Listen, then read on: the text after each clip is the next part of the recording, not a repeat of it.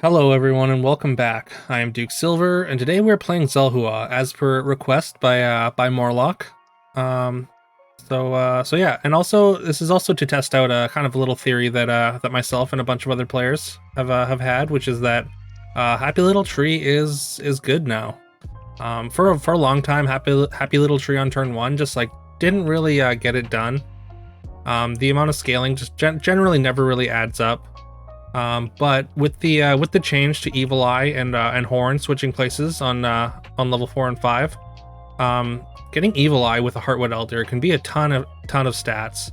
So we're gonna test out and see if Happy Little Tree performs in this one. And I think Xelhua is one of the better heroes to use Happy Little Tree on. There are definitely better ones, but the fact that we can dig a little harder for the Heartwood Elders, that makes Xelhua a good choice. I mean, like the Fates or or Zippy are of course a little bit better, but yeah, I think Zel's a good option for that in particular. All right, we do get kind of wrecked here on 3.0. We got a creeper though, which is very nice. We were really tempted to play the gingerbread party,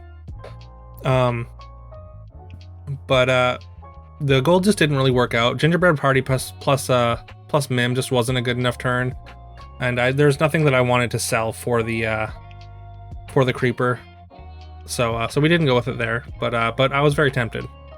But yeah, so we took experience here. Even though we lost the fight before, I was willing to take another hit just to get to level 4 early. We find a Heartwood Elder immediately, which is fantastic.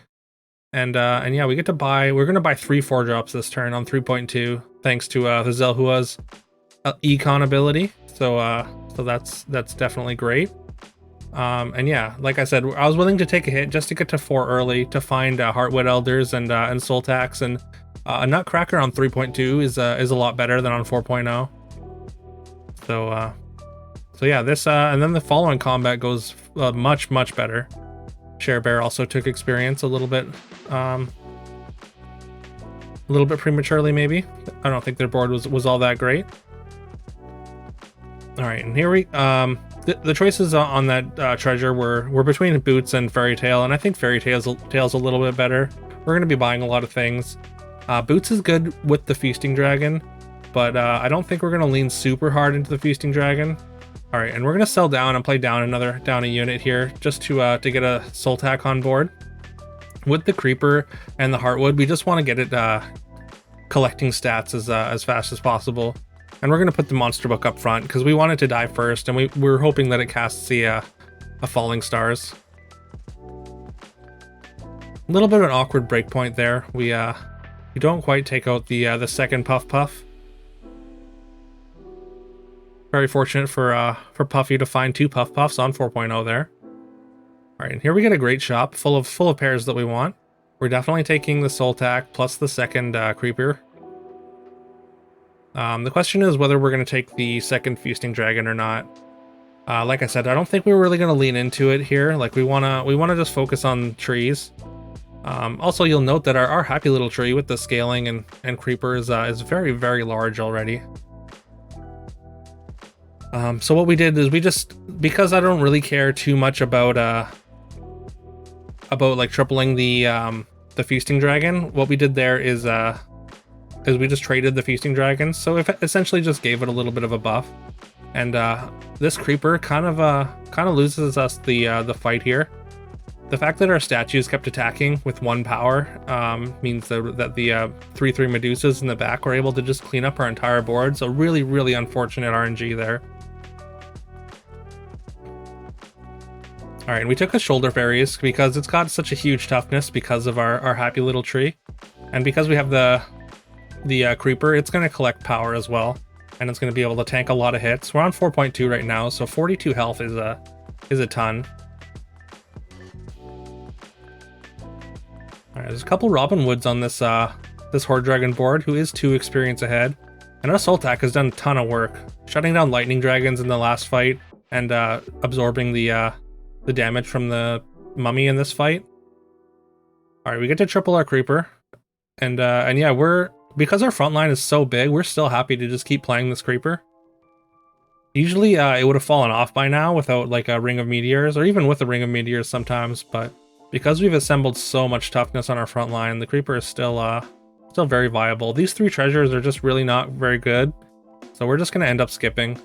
I considered the Crystal Ball, but because we do have 2 4-pairs, like it could be a Moon Songhorn or something, but I figured the extra gold to dig for trees is probably a little bit more relevant. Higher upside anyways.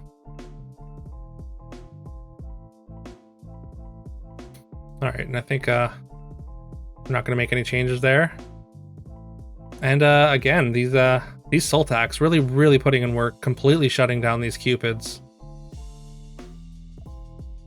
And we're gonna just destroy that opponent, who was top board, by the way. We knocked them down, 16 damage.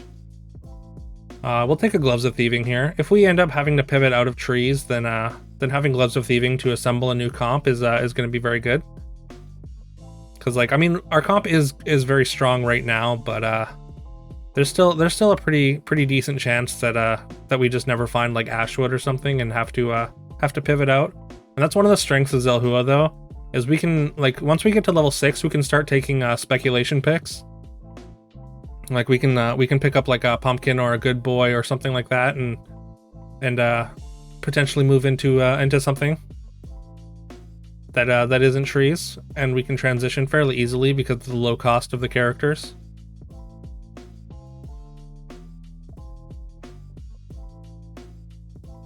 And yeah, our frontline toughness just again just putting in a ton of work against these boards.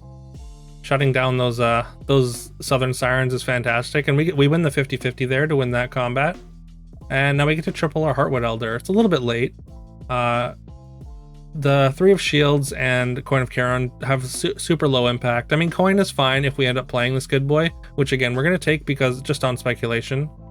And since they're only 3 gold, usually I won't pick up Burnbeards until we have Ashwoods, but because they're only 3 gold, we can just pick them up nice and early, and we're gonna start to scale it up. It's going to be getting extra stats from the Heartwood Elder because of its ability, as well as any hits it tanks. It's gonna all the power it gains from our creeper buffs is also going to go to its toughness. Unfortunately, it gets Medusa'd there.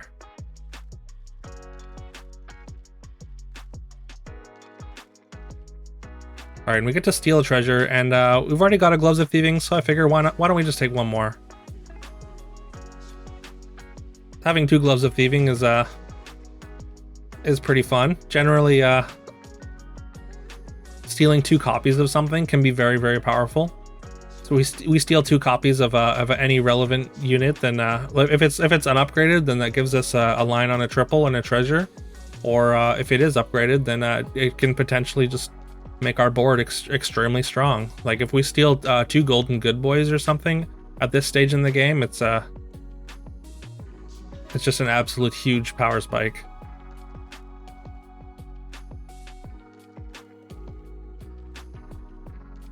All right, we're gonna sell our Good Boy, and we're gonna take the Green Knight because we have the Horn, but we're still very strong. So I still feel like I should just play the scaling units. So we're not gonna play the Green Knight quite yet. We're gonna try and get some more stats out of this Creeper as well. Looks like we stole 2 copies of a Golden Lance. Again, this is the double Cupid player that we shut down pretty hard last time, and do so again. We'll sell off one of these lances. We're not going to play them, but I like having a Golden 5 around just as a TLK target.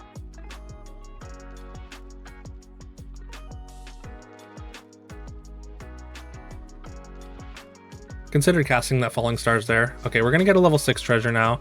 And I mean, a Beginning Stone is good, but the game's not going to last that long. And how often do you get to play Mimic with 2 Gloves of Thieving?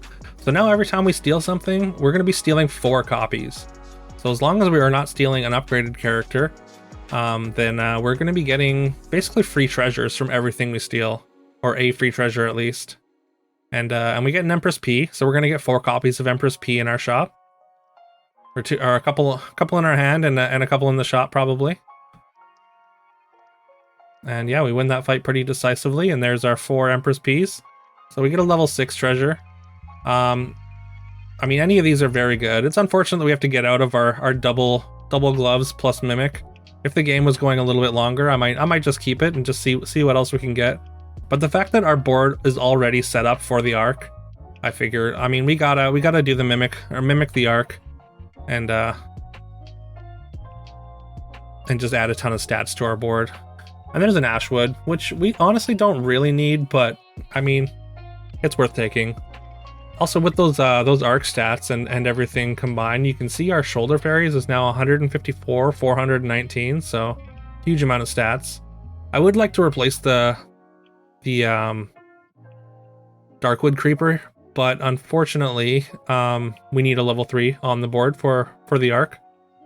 We take an Echo Wood, but we're not going to play it just yet. If the game somehow goes on beyond this turn, then we'll reevaluate then. But we won the fight last time, and we won it even harder this time. So yeah, we didn't get the Evil Eye Heartwood combo that I was trying to test out, but I mean our trees ended up just being extremely good anyways. So yeah, just I think Happy Little Tree is in a better spot with this patch, especially since like with the nerf on the Lady of the Lake and Sporko, being able to do different things on level 4 and more like specific comps is a lot better.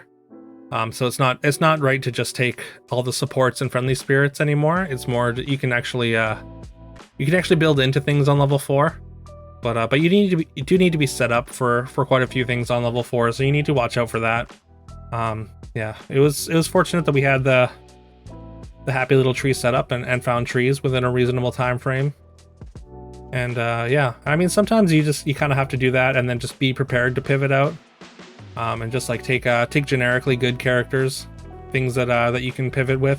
Like Robin Hood is a really good character. You don't need to be in trees. Like you can be in multiple builds with it. And I mean, things like Friendly Spirit and like Feasting Dragon and Medusa are kind of characters like that. Feasting Dragon is definitely something that you take when you're ahead, and it just kind of expands on your advantage already. So but yeah, so I hope you found this interesting or educational, or some mix of the two. And if you did, consider leaving a like and subscribing if you haven't already. It really helps the channel, and I really appreciate it. Yeah, follow me over on Twitch as well if you want to catch some of these games live. I